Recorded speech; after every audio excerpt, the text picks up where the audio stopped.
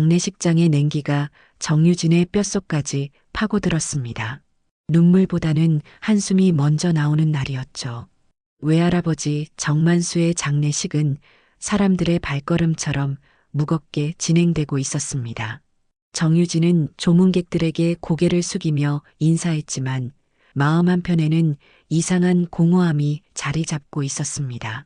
장례식이 계속되는 가운데 정유진은 필요한 서류를 가져오기 위해 잠시 외할아버지의 집에 들렀습니다. 마지막으로 그의 흔적을 더듬어 보고 싶었던 것일까요? 책장과 서랍을 하나씩 살펴보는 일은 마치 누군가의 인생을 조각조각 되새기는 것 같았어요. 오후에 햇살이 먼지 쌓인 방을 비추는 가운데 정유진의 손길이 멈췄습니다.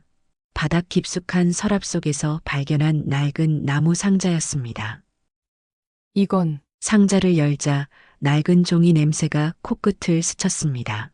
그 안에는 시간이 멈춘 듯한 물건들이 조용히 누워 있었죠. 가짜 주민등록증, 거기엔 김철수라는 이름이 선명했습니다. 흑백 사진 한 장, 찢어진 작전 노트, 그리고 접힌 편지 한 통. 편지의 수신인은 순애였습니다. 정유진의 손가락이 그 이름 위에서 멈추었습니다. 순애라고? 우리 집안에 그런 이름을 가진 사람은 없었는데. 작전 노트에는 짧고 군사적인 문체로 쓰인 글이 있었습니다. 1951년 2월 19일 원주 제오야 전병원, 접촉자 이순애, 신뢰 가능. 그리고 편지에는 마음을 쥐어짜는 듯한 문장이 적혀 있었습니다. 순애에게 당신을 다시 부르지 못한 게 내 평생 가장 큰 후회였습니다. 정유진은 처음으로 깨달았습니다. 외할아버지에 대해 전혀 모르는 비밀이 있었다는 것을. 평생 옆에 있었지만 말 수 없던 그 어른의 삶은 여전히 낯설었습니다. 무언가 설명되지 않는 감정이 정유진의 가슴 깊은 곳에서 물결처럼 일렁이기 시작했습니다. 누군가의 비밀을 들여다본다는 죄책감과 호기심이 뒤섞인 감정이었죠. 정유진은 편지를 다시 읽어보았습니다. 그 글자 하나하나에는 오래된 그리움이 묻어 있었습니다. 할아버지의 무뚝뚝한 표정 뒤에 숨겨진 다른 얼굴, 다른 이름 그리고 다른 이야기가 있었던 걸까요? 정유진은 장례식장으로 다시 가야 한다는 생각에 발걸음을 돌렸습니다. 장례식장은 조용했습니다. 정만수의 삶처럼 그의 마지막 자리도 조용히 흘러갔죠. 대부분의 조문객이 떠난 오후 정유진은 차가운 장례식장 의자에 앉아 생각에 잠겨 있었습니다. 그때였습니다. 장례식장 입구에 한 노인이 나타났습니다. 깔끔한 정장 차림에 곱게 선 체격이었지만 눈가에는 세월의 흔적이 깊게 패여 있었습니다. 정유진은 그 낯선 손님을 바라보았습니다. 모든 조문객이 다 다녀간 시간, 누구일까 하는 의문이 들었지만 그 노인의 표정에서 진심이 보였습니다. 노인은 누구보다 정중하게 향을 올렸습니다. 그 모습은 마치 오랜 친구에게 작별을 고하는 것처럼 깊은 슬픔이 담겨 있었죠. 정유진은 노인이 할아버지와 특별한 인연이 있었을 것이라고 직감했습니다. 향을 다 피운 노인은 천천히 정유진에게 걸어왔습니다. 정만수 씨의 가족분이신가요? 나직한 목소리였지만 그 안에는 꽉 찬 무게감이 있었습니다. 정유진은 고개를 끄덕였습니다. 손녀입니다. 노인은 한참을 정유진의 얼굴을 바라보더니 조심스럽게 주머니에서 오래된 봉투 하나를 꺼내 건넸습니다. 정유진이 봉투를 열자 안에는 빛바랜 흑백 사진 한 장이 들어 있었습니다. 사진 속에는 군복 차림의 젊은 남자와 간호복을 입은 여성이 함께 서 있었습니다. 그 남자의 얼굴은 분명히 정만수였습니다. 젊은 시절의 그였지만 정유진은 그 굳은 표정을 알아볼 수 있었습니다. 그리고 옆에 있는 여성을 보고 정유진의 심장이 빠르게 뛰기 시작했습니다. 그분은 살아있는 동안 단 한 번도 자신의 이야기를 입 밖에 꺼낸 적이 없었습니다. 하지만 기억해줄 누군가가 있었으면 좋겠다고 말씀하셨지요. 정유진은 손에 든 사진을 바라보았습니다. 젊은 시절의 할아버지, 그리고 그 옆에 낯선 여성.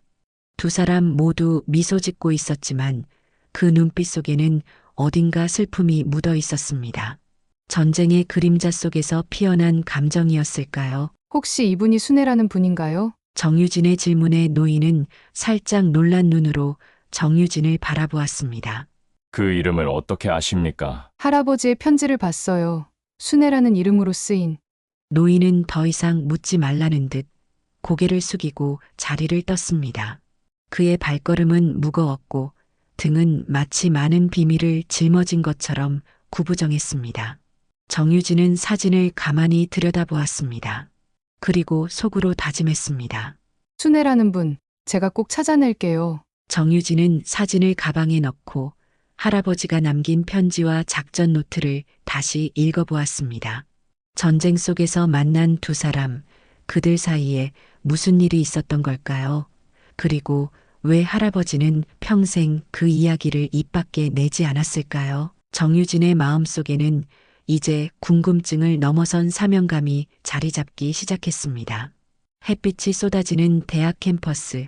정유진은 발걸음을 재촉하며 인문대학 건물로 향했습니다.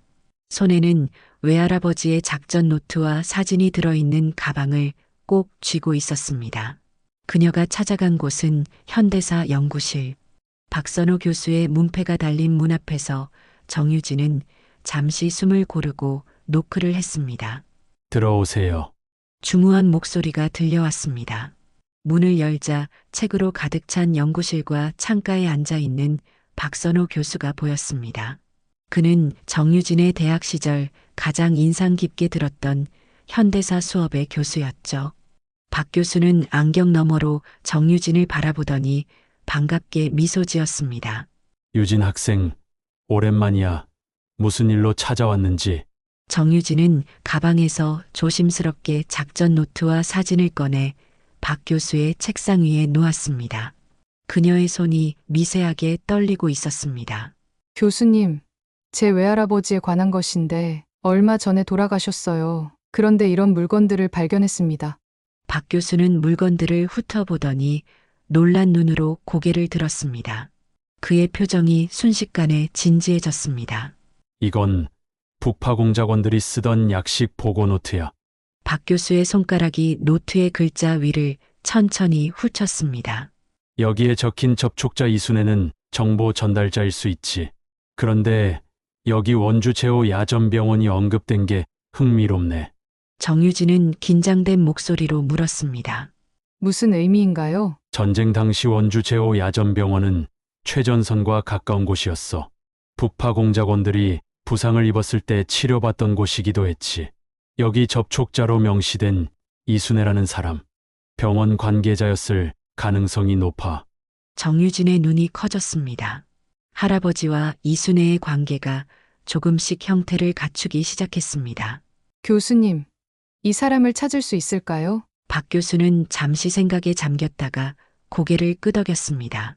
국가기록원에 한번 가봐야겠네.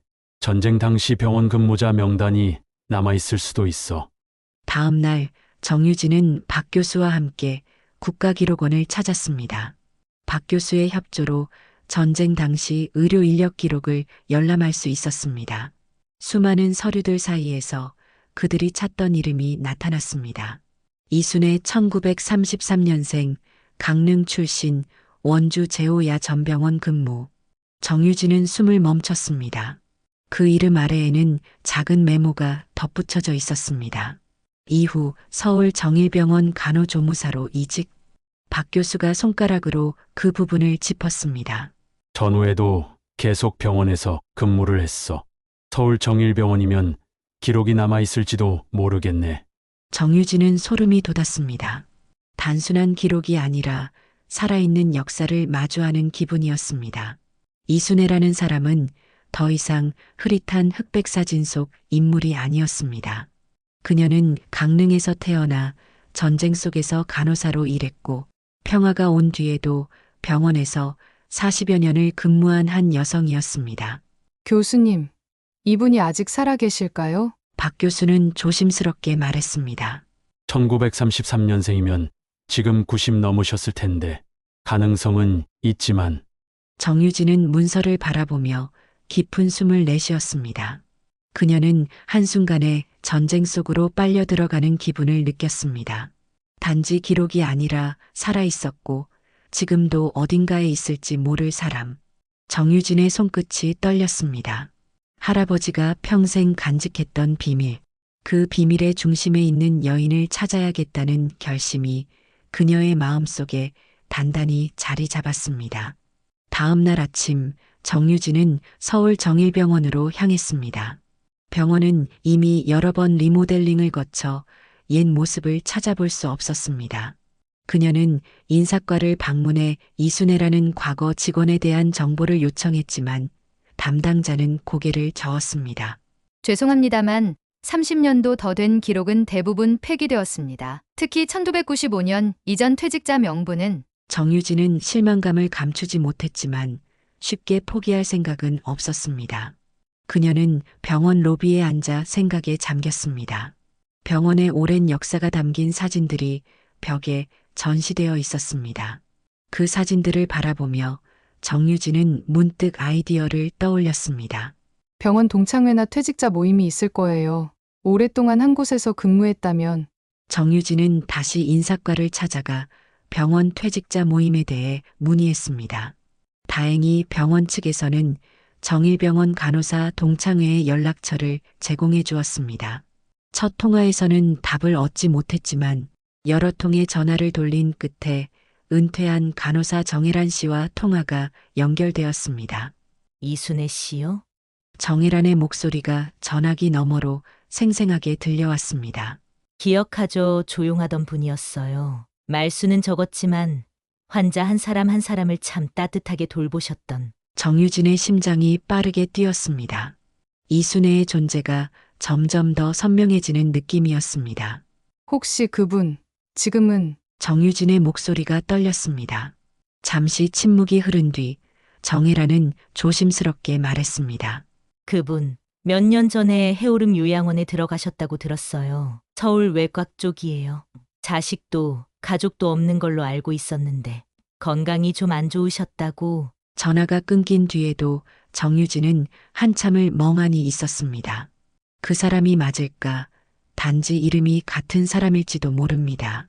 하지만 이 기회를 놓치면 이 편지는 영영 도착하지 못할지도 모릅니다. 정유진은 조용히 외할아버지의 편지를 가방에 넣었습니다. 순애라는 이름이 아직 살아있다면 지금 당장 가야 했습니다. 그날 오후 정유진은 해오름 요양원을 찾아갔습니다. 버스에서 내려 걸어가는 길, 그녀의 마음은 복잡했습니다. 만약 이순애가 정말 살아있다면 무슨 말을 해야 할까요? 제 할아버지가 당신을 사랑했습니다라고 말해야 할까요? 아니면 단지 편지만 전하고 돌아와야 할까요? 요양원은 조용한 공원 옆에 자리 잡고 있었습니다. 울타리 너머로 붉은 장미가 흐드러지게 피어 있었어요. 마치 오래된 사랑처럼 깊고 선명한 붉은색이었죠. 정유진은 깊은 숨을 들이마시고 입구로 향했습니다. 접수대에서 이순애라는 환자의 면회를 신청하자 간호사는 정유진을 의아한 눈으로 바라보았습니다. 이순애 어르신께 면회 신청하셨죠?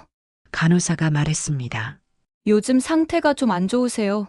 깨어 계셔도 반응이 없을 수 있어요. 정유진은 고개를 끄덕이고 가방 속 편지를 꺼내 손에 꼭 쥐었습니다. 그녀의 가슴은 마치 달리기를 한 것처럼 빠르게 뛰고 있었습니다.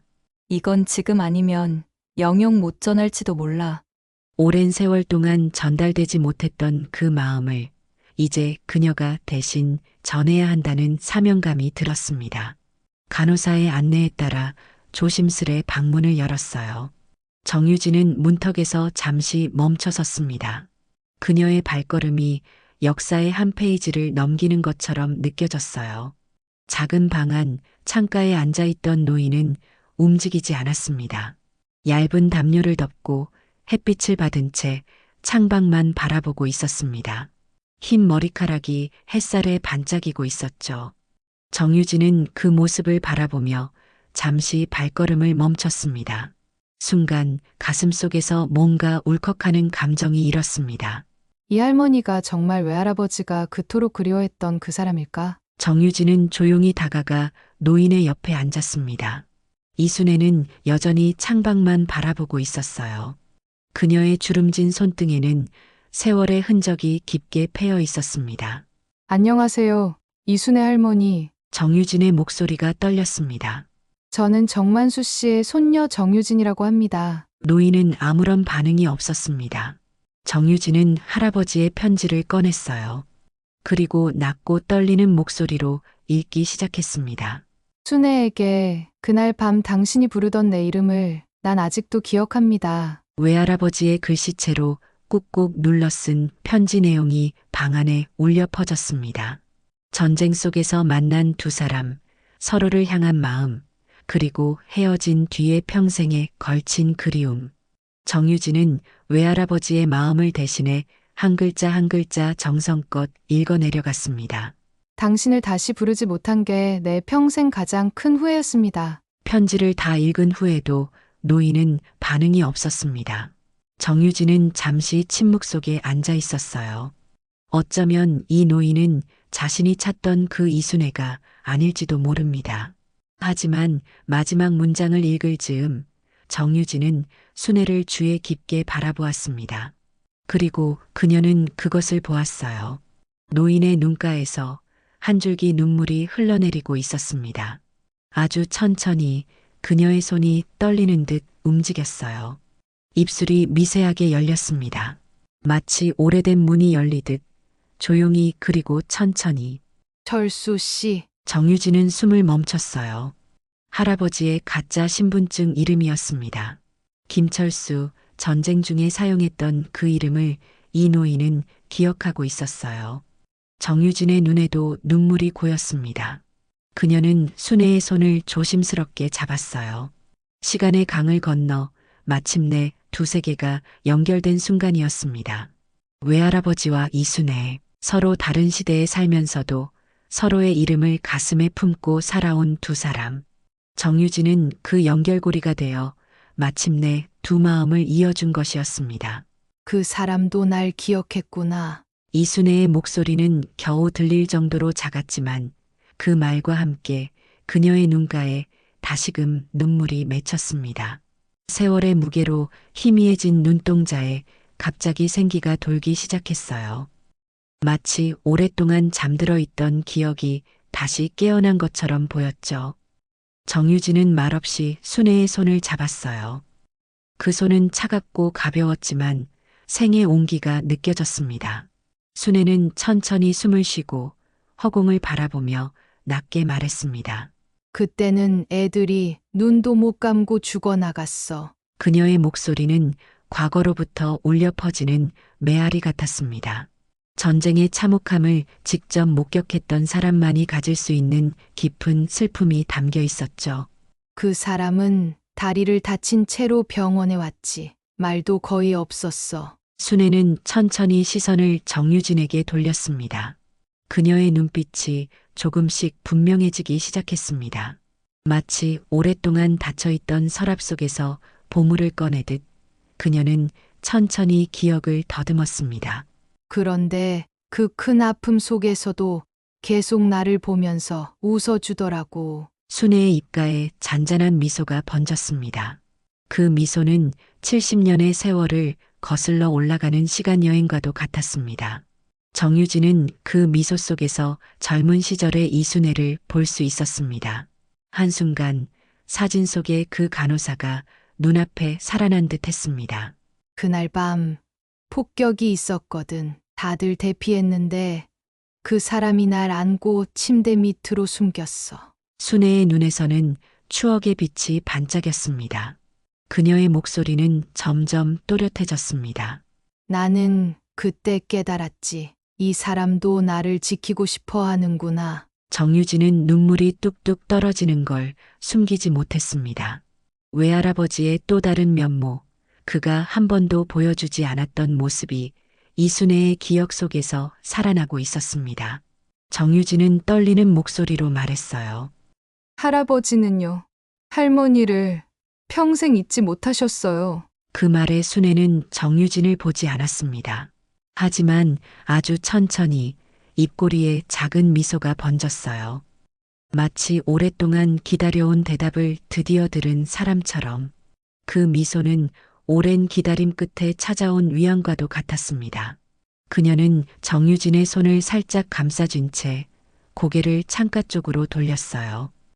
빛바랜 햇살이 그녀의 눈동자 위로 내려앉았고 그 눈이 아주 천천히 감겼습니다. 정유진은 순애의 가벼운 숨소리를 들을 수 있었어요. 그것은 점점 느려지더니 마침내 멈춰버렸습니다. 숨은 조용히 가라앉았고 입술엔 더 이상 떨림이 없었어요. 마치 이 세상과 마지막 작별 인사를 하듯 그녀는 아무 소리도 없이 떠났습니다. 하지만 그녀의 입가에는 여전히 미소가 남아 있었죠. 마치 오랫동안 찾아 헤매던 사람을 마침내 만난 듯한 평화로운 미소였습니다. 정유진은 손을 놓지 못했어요. 순애가 떠났다는 걸 알면서도 손끝에 남은 온기를 붙잡고 있었습니다.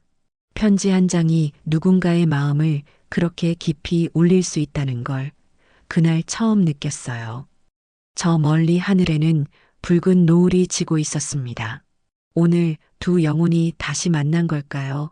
정유진은 그렇게 믿고 싶었습니다. 이순애의 장례는 요양원 측에서 준비해둔 상태였어요. 법적으로 무용고자로 등록되어 있었고 특별히 장례를 치를 사람이 없었습니다. 정유진은 조문객 하나 없는 조촐한 장례식장 안에 조용히 들어섰습니다. 그녀는 의자에 앉아 아무 말도 하지 않았어요. 상위에 놓인 순애의 유골함 옆에는 하얀 국화 한 송이만이 놓여 있었습니다.